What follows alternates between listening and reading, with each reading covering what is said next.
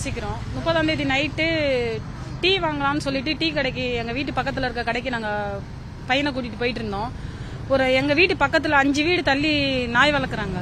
அவங்க வீட்டு நாய் வந்து என்னோட பையனை கடிச்சு அந்த காயம் ரொம்ப பெருசாக இருக்கிறதால எமர்ஜென்சி நான் சொல்லிட்டு ராயப்பேட்டை ஹாஸ்பிட்டலில் தான் கூட்டிகிட்டு போயிட்டு ட்ரீட்மெண்ட் பார்த்துட்டு ஒரு நாள் அட்மிஷனில் இருந்துட்டு நாங்கள் வீட்டுக்கு வந்துட்டோம்.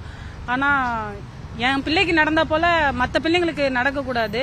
அந்த நாயை வந்து எங்கேயாச்சும் கூட்டிகிட்டு போய் விட்டுடணும். இல்லையா அதுக்கு என்ன சொல்கிறது, அந்த வீட்டில் இருக்கவங்க அந்த நாய்க்கு பொறுப்பு எடுத்துக்கணும். அது எதுவுமே பண்ணலை. அவங்க சைலண்டாக தான் இருக்காங்க. இப்போ நான் எதுக்கு இங்கே வந்திருக்கேன்னா, என் பிள்ளைக்கு கடிச்சா போல மற்ற பிள்ளைங்களை கடிக்கக்கூடாது, எந்த ஒரு ஆபத்தும் வரக்கூடாதுன்னு சொல்லிட்டு தான் நான் இவ்வளோ தூரம் வந்து பேசுகிறேன்னு. நீங்கள் தான் ஏதாச்சும் முடிவு எடுத்து நாய்ங்களுக்குன்னு ஏதாச்சும் ஒன்று பண்ணுங்க.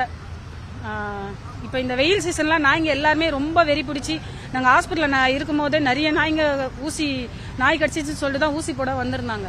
இப்போ இந்த வெயில் டைமில் நிறைய நாய்ங்க வெறி பிடிச்சி ரோட்லலாம் சுற்றிட்டு தண்ணி இல்லாமல், அதுங்களுக்கு இருக்க இடம் இல்லாமல், பசினால ரொம்ப தாக்கத்தில் அதிகமாக இருக்குது வெறியா. அதெல்லாம் கொஞ்சம் கம்மி பண்ணி நாய்ங்களுக்குன்னு ஒரு இடத்த ஒதுக்கி கொடுத்து அதை பராமரிக்கிற போல கொஞ்சம் அரேஞ்ச் பண்ணி கொடுத்தா நல்லாயிருக்கும். என் பையனை தான் வெளியே கடிச்சிருக்குது, மீதியெல்லாம் வீட்டுக்குள்ளேயே தான் அது கடிச்சிருக்கு. இன்ன வரைக்கும் அந்த நாய் எப்பவுமே அந்த நாய் வெளியே கொண்டு வர மாட்டாங்க. பாத்ரூம் மட்டும் தான் வெளியே கொண்டு வருவாங்க.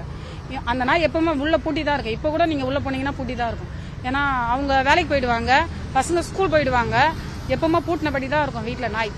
பாத்ரூம் மட்டும் தான் கூட்டின்னு வருவாங்க. இந்த ஒரு சைடில் 10 கடி, 10 பல்லு அப்படியே அது 15 ரத்தம் வந்துக்கினே கொண்டுக்கின்னு இருந்து. அப்புறம் வேற ஆஸ்பத்திரி போனோம். அங்கே என்ன செஞ்சாங்க, ட்ரீட்மெண்ட் எடுக்கலாமா, இங்கே எடுக்க முடியாதுமா, நீங்கள் வந்து நேராக ராயப்பட்டிக்கு போயிடுமேண்டாங்க. ராயப்பட்டிக்கு போன உடனே என்ன செஞ்சாங்க, நிறுத்திக்கின்னு என்ன செஞ்சாங்க, உடனே நீங்கள் நின்றாதாம்மா முடியும். மொத்தம் வந்து 16 ஊசி போட்டாங்க. ஊசி போட்டு எங்கள் பொண்ணு எங்கள் பேரன் தான் இருந்தாங்க. நாங்கள் பொழுது வந்து ஓடுறேன்.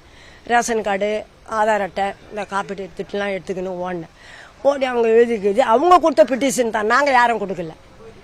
இப்போ எங்களுக்கு என்னன்னா, ஒரு நாய் அவளே இருக்கக்கூடாது. இப்போ எங்கள் பேர பிள்ளைங்க வந்தா மாரி அடுத்த பிள்ளைங்களுக்கும் வரக்கூடாது. செய்திகளை உடனுக்குடனும் துல்லியமாகவும் தெரிந்து கொள்ள சப்ஸ்கிரைப் பண்ணுங்க.